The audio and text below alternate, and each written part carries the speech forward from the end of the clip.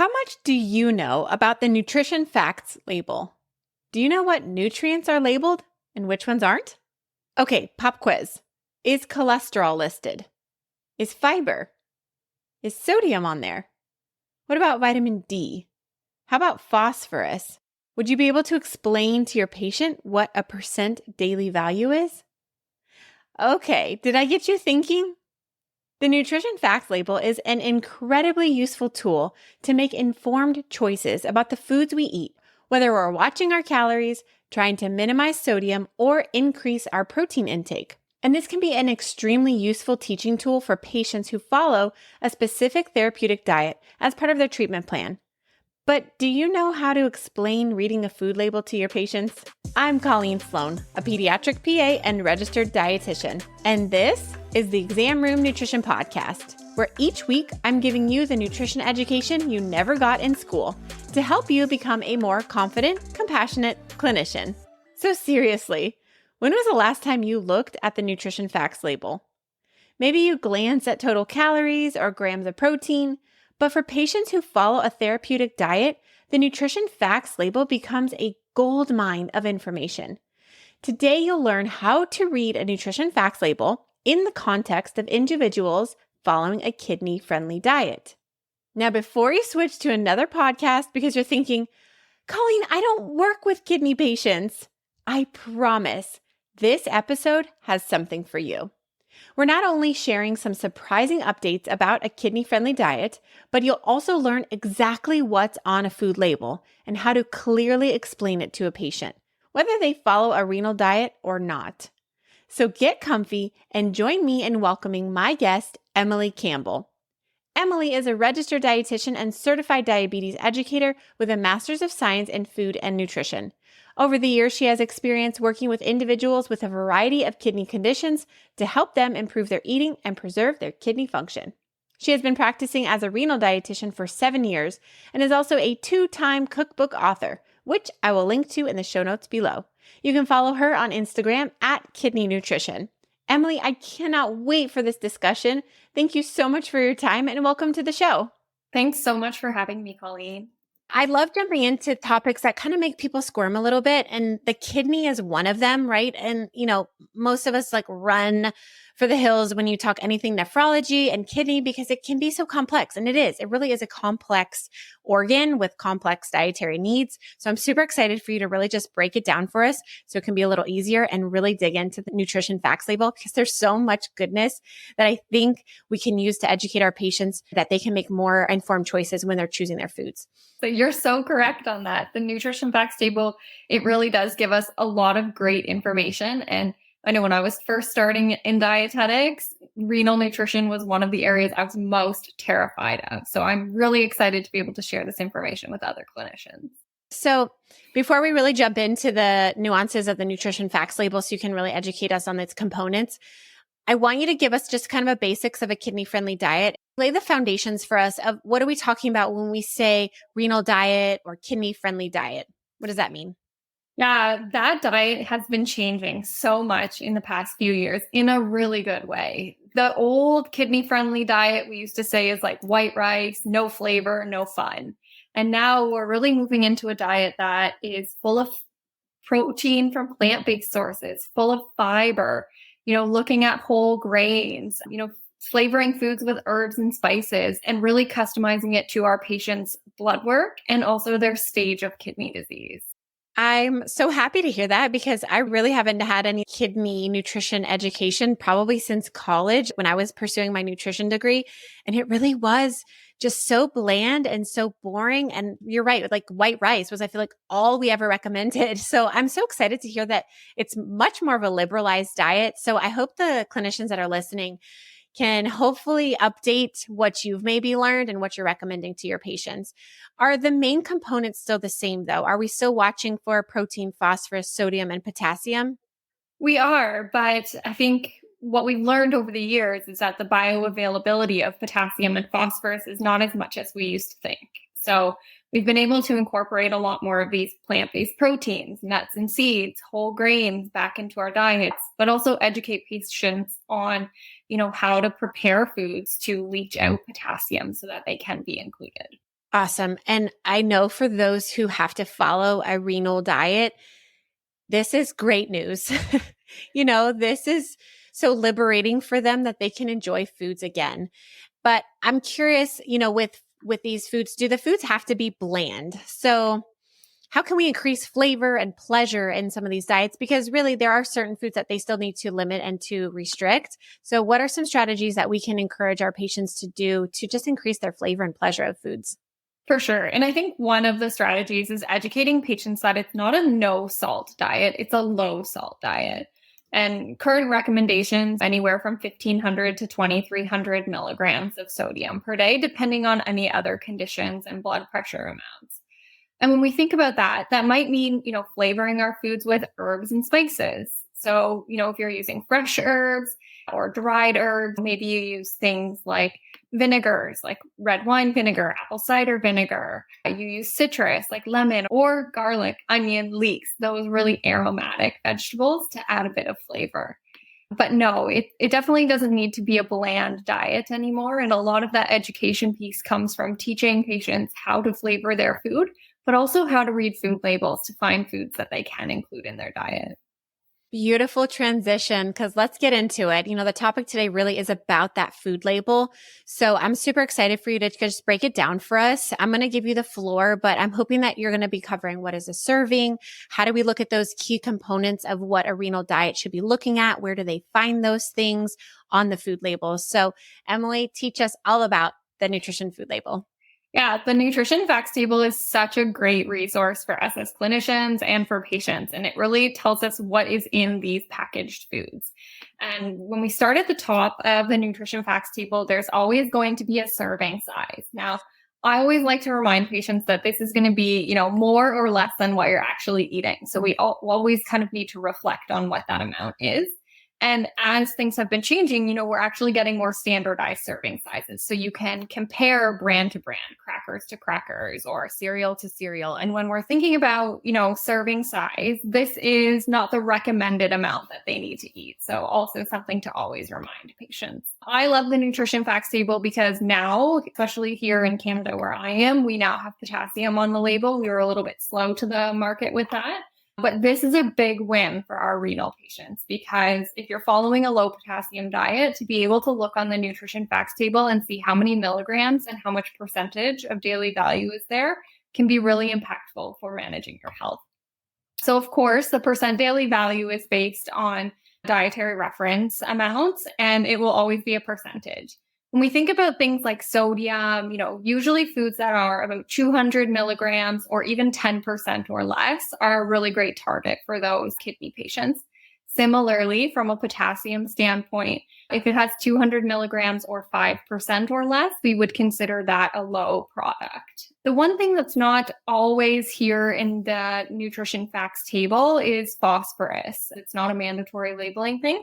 So some will have it in the top. Others, we need to look in the ingredient list. And for our kidney patients, it's that added phosphorus. So that's where that PHOS is going to be hidden in the ingredient list. So, for example, you'll see the PHOS, and that is that added phosphorus. And we actually absorb 100% of that. So that is something we want to avoid when we have any kidney conditions.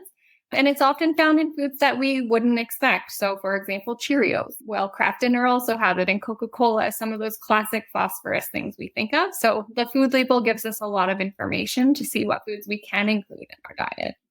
So helpful. Let's take it way, way back to the basics with this food label.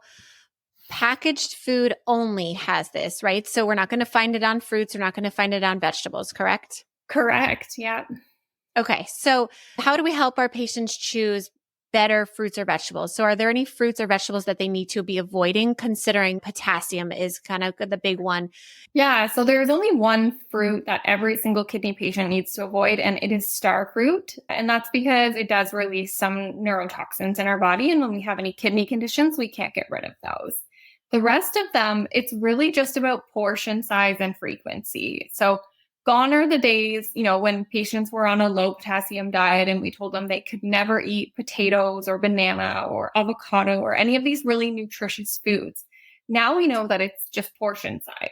So if you're following, a 2,000 or even a 3,000 milligram potassium restriction, that we can still build our diet to include a variety of different foods. So for example, one medium tomato, that almost had 300 milligrams of potassium in it. But if we have a quarter of that tomato on our salad, that still fits in our potassium budget. So working with patients to understand what their blood work is. And I think as dietitians, we have that ability to really teach our patients how to interpret their blood work and how to utilize that for their benefit.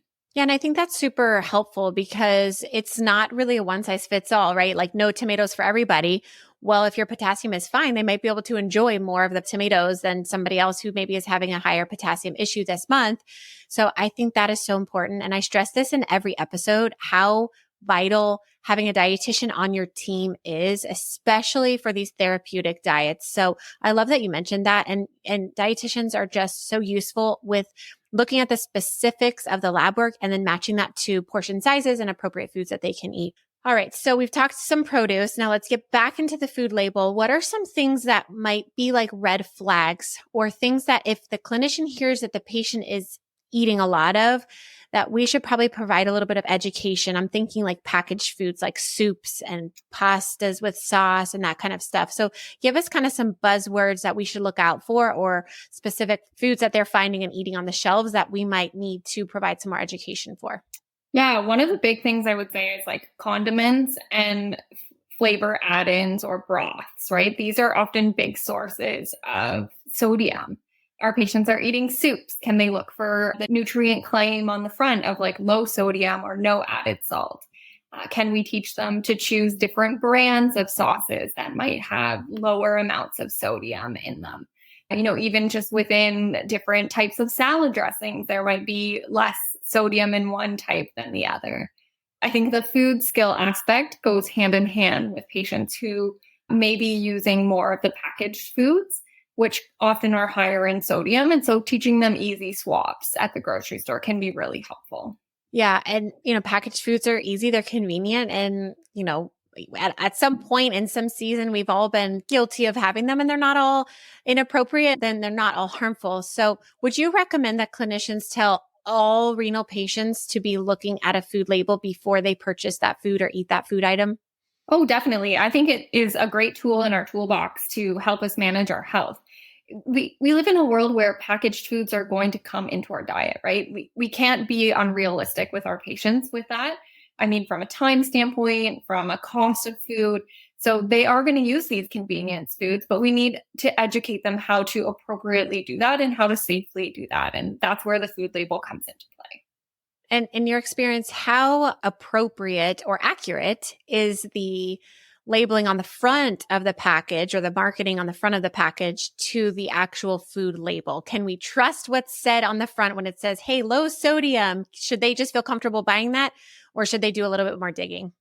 So great question, Colleen. So here in Canada, those nutrient content claims, they mean different things sometimes. So when it says sodium reduced, that's actually only a 25% reduction from the original product. And if that original product was really high in sodium, it's still going to be high in sodium.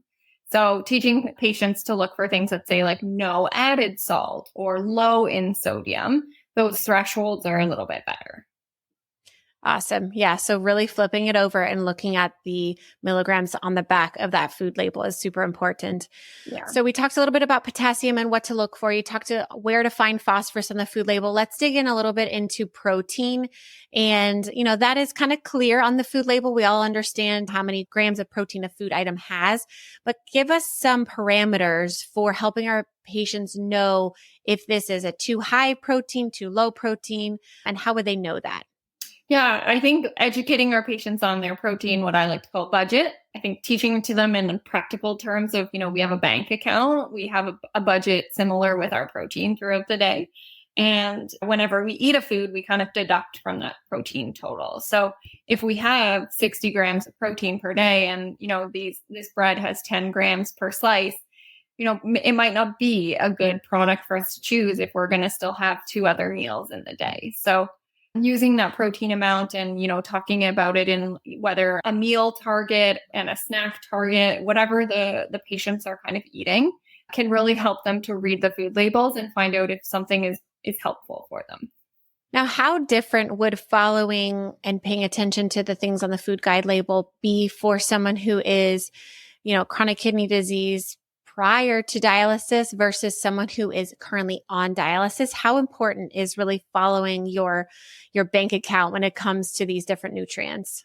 They're both the same. The big difference when we go on dialysis is that our protein needs are actually higher because we lose protein while we're on dialysis, whereas before dialysis, we're following a low protein diet. So your protein budget might increase, but we're still looking for things like the added phosphorus, the potassium, and then sodium. Is there anything else that you think it's important for clinicians to know or to ask their patients when it comes to either protecting their kidneys or making sure that they are following a safe kidney-friendly diet? I think understanding patients' goals is really important. We know that there's benefit to incorporating different dietary patterns like Mediterranean style, the DASH diet, plant-based eating have all shown really great benefit from a kidney protective standpoint. So understanding what their goal is and how we can modify their diet to kind of align with these dietary patterns is really important. But at the end of the day, we have to put the patient first. And so I think while we have all of this knowledge and tools to support them, we also have to understand what their goal is. Yeah, I agree. Is really working with them. As clinicians, it's really easy to just kind of spew out facts and give them the recommendations, give them the guidelines and hand them a handout. And here's your diet that you need to follow for the next 6 months. See you in a couple of weeks, And I think that's just, it's not very human. It's not very compassionate. It's not really personalized at all. So I would love to find out, what do you think would be some of the best questions that clinicians can ask their patients to kind of dig a little deeper and just really find out what foods that they are really eating? What's some good verbiage that clinicians can use during like your typical physical? That's a really good question. I often say words like, tell me a bit about your breakfast, because then they'll be like, oh, I have, oatmeal and I put these things in it, and become a bit more specific about it. But we also, as clinicians, need to be asking about the add-ins, right? Typical things like, do you put butter or mayonnaise or peanut butter or anything like that on your bread when you have it? So asking for those little additional things where especially hidden sources of sodium might come from, and also asking them to elaborate on foods. One of the things I love the most of being a dietitian is getting to know more cultural foods, and especially with the patients that I work with, becoming more familiar, because then they teach me more things that I can then cook as well. Yeah, so fun. And you're right. Every culture is so different. And I love a culturally diverse diet because, the American diet is just full of sodium. So it's really fun to hear of Indian cuisine and Haitian cuisine that pull in a lot of different herbs and different flavors, because it is a great way to season things. I want to back up a little bit because you did mention something briefly, and that was kind of the DASH diet. I'm curious because at least in the States, there's the flavorings or the salt seasoning packets that's kind of marketed under the DASH. What are your thoughts on those things and alternative seasonings and everything like that? Are there like secret ingredients that we need to be leery of, or would those be appropriate to recommend to our patients? That's a great question. So there are some good products out there that are just dried herbs and spices that have a great flavor profile and can be added. There are others, though, that they will remove the sodium chloride and add potassium chloride into it. And so that can be a concern for kidney patients. So I always recommend, if they are using dried herbs and spices, to make sure it's just the dried herbs and spices and not a low sodium version. So sneaky. It's like we have to be little food detectives when we're working with renal patients, right? Sometimes I feel like it, yes. All right. I love to close by asking my experts, what is one of the worst pieces of advice that clinicians either give to their patients or that you've heard clinicians give to their patients that is just an absolute no, please stop telling this to your renal patients? I think the big one is that you can't have plant-based proteins. It's on every handout that you can't have them. And I think as clinicians, we know there's such a benefit with the kidneys and just in terms of filtration and preservation of kidney function. And we know how healthful plant-based diets can be. So we don't need to be scared of them anymore. We know that the bioavailability is a bit lower than what we thought in potassium and phosphorus. And so they can and should be included in moderation in kidney diets. I love that. And I think that's probably new. And some of my listeners are probably thinking, oh gosh, that's me. I'm telling people to stop eating those plant-based proteins. And I might have some listeners that are like, what are some examples of plant-based proteins? So Emily, could you give us just a list of some plant-based proteins that we should start recommending our patients to be consuming and to not be afraid of? For sure. So the first is always legumes. So chickpeas, beans, and peas, whether they're dried or canned. So canned, of course, look for the ones that say no added salt. The canned ones are actually low in potassium because the potassium leaches out while we can them. The dried ones, they still can soak them and cook them and reduce some of the potassium too. So even for patients that have high potassium, we can include these foods. Other things like tofu or nuts and seeds, and even among nuts and seeds, things like pecans and walnuts and pumpkin seeds are a lot lower in potassium than something like an almond or a cashew. So we can still modify within the food groups if we need to. And that's why we personalize care, especially with renal patients. What a great place to end with that personalized care, because I think that is the key. It's so important because what might be right for one patient might be completely wrong for the other. And you don't want to just be telling all patients that they must avoid tomatoes and oranges and potatoes and beans for everybody, because look at the healthful food items that now you're removing from their diet unnecessarily. So I think that was a really, really good take home point. And really those nuts and seeds are great snacks too. And they're a great source of protein. They've got great fat to kind of help control hunger throughout the day. So I'm super happy to hear that they can be eating those things, because I actually remember learning that beans and nuts and seeds are like in the like off limits list. So I'm so glad that you brought that up, because that's really encouraging to hear. Do you have any final thoughts or any tips for our clinicians who care for renal patients? Yeah, I think there's lots of renal dietitians out there, and we are more than happy to share information about what's happening in the literature. So if you do have renal patients and you're not sure, feel free to connect with us, because the guidelines are changing in a good way. And, we want to take a food first approach to preserving our kidney function. Oh, so good. Emily, thank you so much for coming on. And like she said, there are renal dietitians just like Emily out there that are willing and ready to help. And most of them do offer virtual counseling. And you can connect with Emily on Instagram at Kidney Nutrition.